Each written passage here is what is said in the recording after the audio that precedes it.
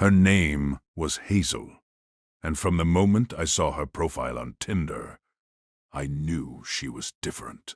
Her pictures looked unreal, the kind of beauty you expect from magazine covers, not dating apps. Every photo was perfect. Confident smile, soft eyes, effortless elegance. Her bio made her even more fascinating. Worked in bars, studying painting at Wisconsin College. Beautiful, artistic, independent. Without thinking twice, I swiped right. A second later, it matched. I stared at my phone in disbelief. This kind of luck didn't happen to guys like me. I decided to play it cool. I waited an entire day before sending a message. When I finally did, it was simple. Hey. Then I waited. 5 minutes passed. 10 minutes. An hour. No reply. Panic slowly crept in. Did I mess it up already? Was hey too boring? Should I have said hi or sup? By night, I had convinced myself I had ruined my only chance. Then my phone vibrated. Hazel. Hey. Relief washed over me. From that moment on, we talked constantly. We discussed everything. Hobbies, movies, music, past relationships. She told me her parents were separated, that she lived with her dad and worked 2 jobs to support both of them. We even discovered we were both Leos. Every message made me feel closer to her. After a few days, I finally asked, any chance we could meet sometime? Coffee or a drink? Her reply came fast. Sure. My heart almost burst. We exchanged numbers and decided to meet at a cocktail bar called Mighty Night. At 8 p.m., I got off the bus, my hands shaking, my heart pounding. What if she thinks I'm ugly? I stood outside the bar, waiting. That's when things started to feel strange. Throughout the day, her messages had been different. Short replies, long pauses. I assumed she was nervous. Then my phone vibrated. Hazel. Babe, I just walked past you. You're so much more beautiful in person. I was too nervous to say hi. Please, forgive me. I looked up immediately and scanned the street. A few students. An elderly couple. Nothing else. Where are you? I typed. No reply. You messing with me? I sent again. Nothing. My stomach tightened. Then another message appeared. Please forgive me. Now I felt uneasy. The street was dark. Quiet. Then I noticed someone. Across the road, further down the street, a silhouette. Tall. Wearing a long black coat with the hood up. Facing me. I slowly sent her a blank message while staring at the figure. A phone screen lit up in their hand. My blood ran cold. Screw this, I whispered, turning around and walking away. Immediately, my phone buzzed. Hazel, why are you walking away? Am I not pretty? That was it. I knew I had been tricked. Another message followed. I am a pretty girl. You will see. I didn't reply. The whole way home, I felt like someone was following me. When I reached my house, I locked every door, checked every window, and forced myself to sleep. At 4 a.m., my phone vibrated. I woke up, half blind from the screen's brightness. It was Hazel, a picture message. I opened it. My blood froze. It was a photo of my bedroom. From the doorway, I could see myself sleeping in the bed, under the picture.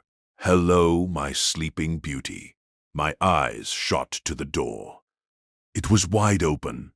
I knew I had closed it. A shadow moved in the hallway.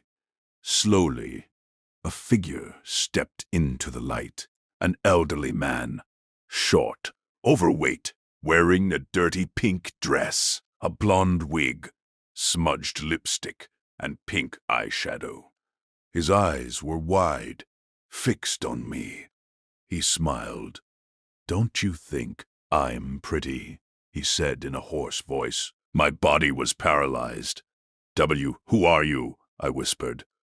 He just stared. Then, "I'm Hazel, and I am a pretty girl." My heart felt like it would explode. He lifted his hand, a screwdriver. He licked it slowly, laughing. "I like you. Let me love you. Then you will like me too." He jumped on the bed. I ran. He chased me. Near the door, I felt a sharp pain. He had stabbed me in the back. I fell while laughing and singing. He danced around me. I pulled the screwdriver out and stabbed him in the face. He screamed, grabbed a knife, and held it toward him. The police arrived and arrested him. They told me later he was an escaped serial pedophile. When they dragged him away, he smiled at me and whispered, "My pretty boy."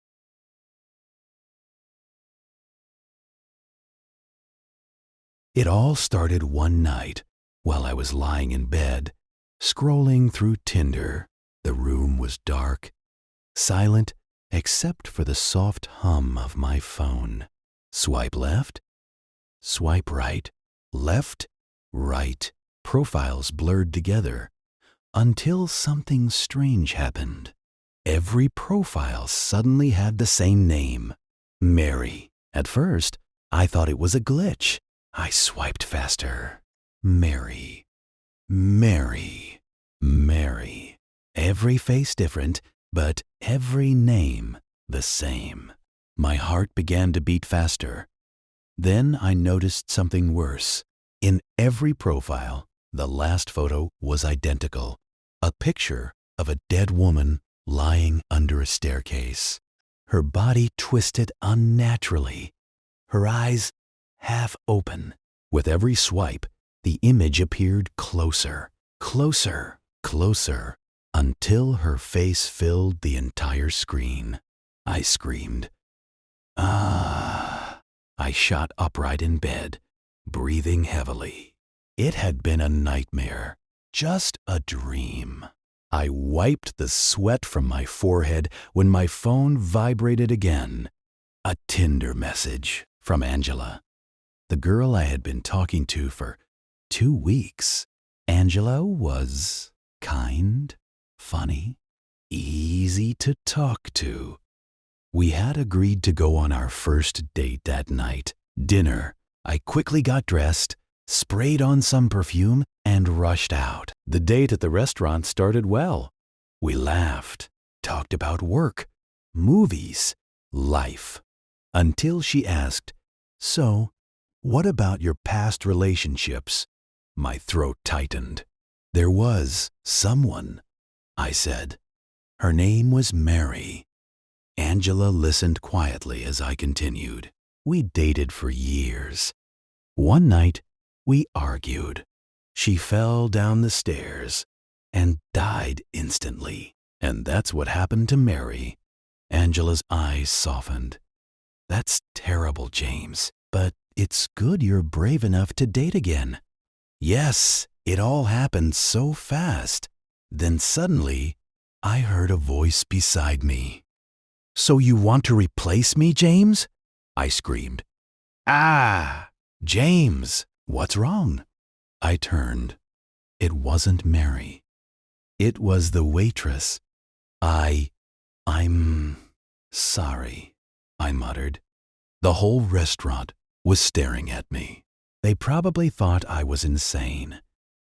Angela smiled gently. "Talking about Mary probably brought back bad memories," she said. "It's okay. She was so kind." After dinner, we went to my apartment. As soon as we entered, Angela rushed to me and kissed me passionately. I hugged her back, but I opened my eyes.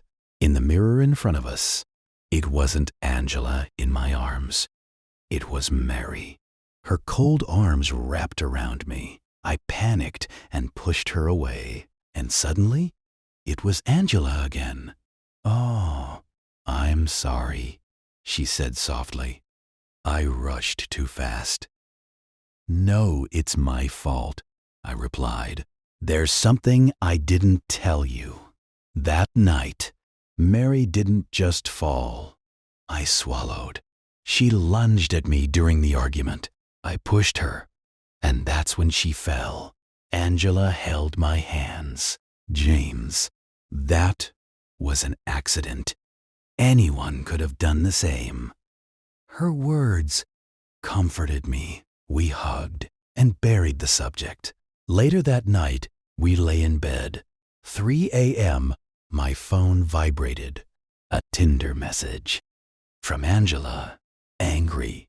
She wrote about how upset she was that I never showed up for our movie date. My blood froze. Movie date? Suddenly, memories rushed back. I wasn't supposed to go to a restaurant. We had planned to go to the movies. I remembered something else. At the restaurant? At my house? I had been alone. Angela was never there. Then, whose hand was resting on my chest? I looked down. A pale, unnatural hand. Before I could scream, the thing began choking me. Its strength was inhuman. This wasn't Mary. I kicked it away and ran for the door. Locked. The room went silent. "Where are you?" I shouted. "Leave me alone." Suddenly, the door behind me exploded open. Mary grabbed my head, dragged me across the apartment, and threw me through the window. As I lay on the ground in agony, my memories returned. The truth. That night, Mary found my phone. She saw my Tinder messages. The girl named Angela. She pushed me. I was the one who fell down the stairs. I remembered lying at the bottom, Mary at the top, crying, running down to help me. "You are a monster. You are a monster," I whispered. Then everything went black. I opened my eyes again. I was in an ambulance, a respirator in my mouth. I couldn't move. I couldn't speak. Paramedics everywhere, but I only saw one person, Mary, sitting in front of me, crying. "I'm sorry, James," she sobbed. "I never meant for this. It was an accident. I'm a monster." I felt no pain, no fear, only one thought. If I survive this, I need to tell her that it was an accident, that she is not a monster. That I forgive her. I opened my eyes again. I was in an ambulance, a respirator in my mouth. I couldn't move. I couldn't speak. Paramedics everywhere, but I only saw one person, Mary, sitting in front of me, crying. "I'm sorry, James," she sobbed. "I never meant for this. It was an accident. I'm a monster." I felt no pain, no fear, only one thought. If I survive this, I need to tell her that it was an accident, that she is not a monster. That I forgive her. My name is Noah. Last year, I finally gathered the courage to tell my parents the truth about myself, that I am gay. To my surprise, they supported me. I know how lucky I am. Not everyone gets that kind of love. I am 24 years old now and work for a software company. A few months ago, I ended a relationship that simply wasn't working anymore. There was no drama. We both agreed it was better to walk away. So, for casual dating, I turned to Tinder. After days of left swipes and disappointing profiles, I finally matched with someone. His username was Leo the Wolf. Strange name, but people use all kinds of weird usernames these days. His profile picture showed a tall, handsome man with kind eyes. We matched by accident, and that was how everything began. Leo told me he worked as a car mechanic in a garage. The more we talked, the more I liked him. He was charming, funny, and honest. He told me he had come out to his mother the previous year. She had cut all contact with him. That broke my heart. Some people still believe being gay is a disease, but it is only another form of love.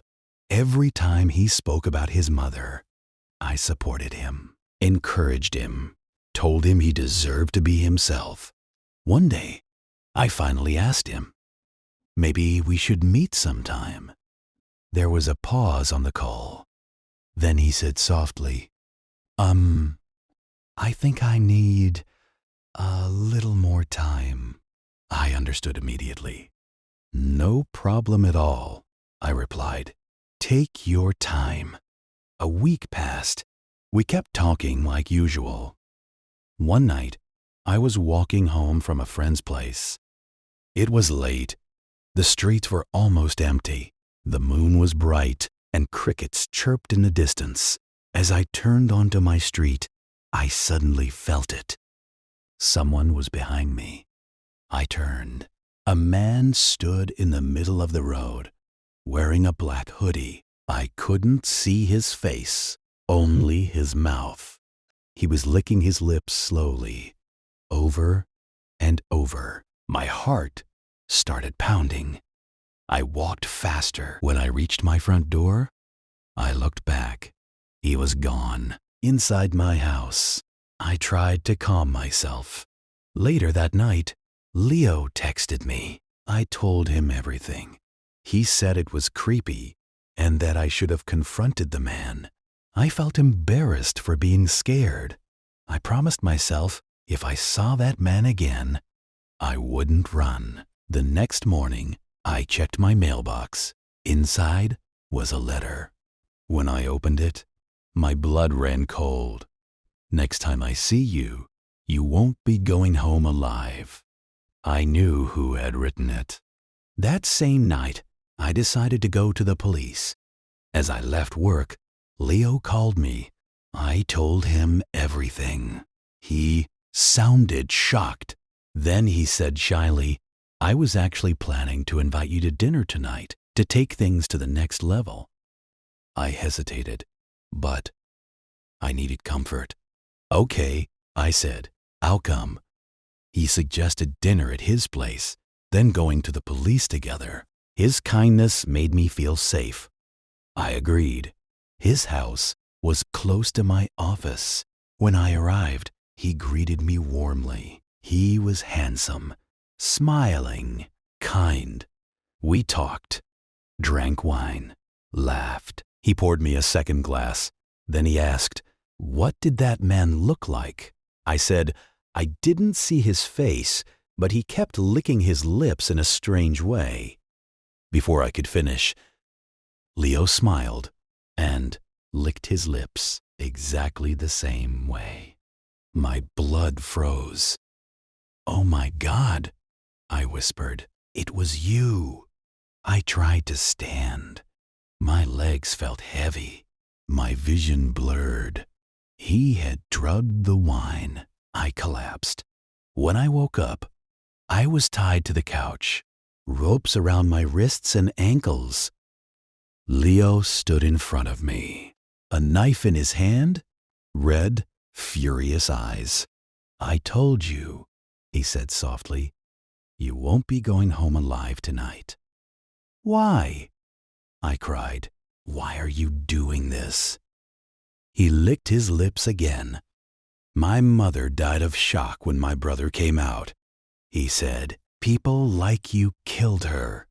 You are sick." While he ranted, I slowly loosened one hand. My parents' faces flashed in my mind. I found my courage. "If anyone is sick," I said firmly, "it's you." He screamed and lunged at me. I kicked him hard, grabbed a metal flower vase, and smashed it against his head. He collapsed, bleeding, unconscious. The police arrested him that night. Later, another boy came forward. Leo had tried to kill him too. Now he is in prison, and I am alive. To people like him, I say this: no one has the right to decide whom we love. And if we ever meet again, this time I won't hesitate.